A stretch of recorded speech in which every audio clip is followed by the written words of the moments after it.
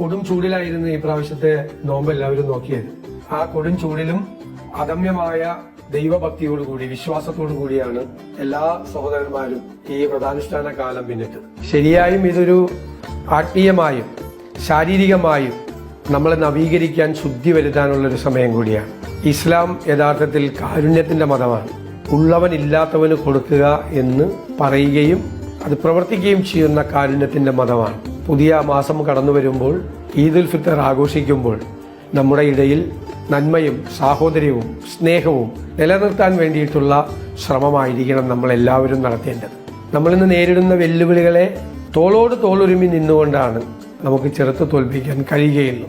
അതിനായി സജ്ജമായതാണ് ഈ ഒരു മാസക്കാലം എന്ന് കരുതണം. എല്ലാ സ്നേഹിതന്മാർക്കും ഞാൻ ഊഷ്മളമായ ഈദുൽ ഫിത്തർ ആശംസകൾ നേരുന്നു.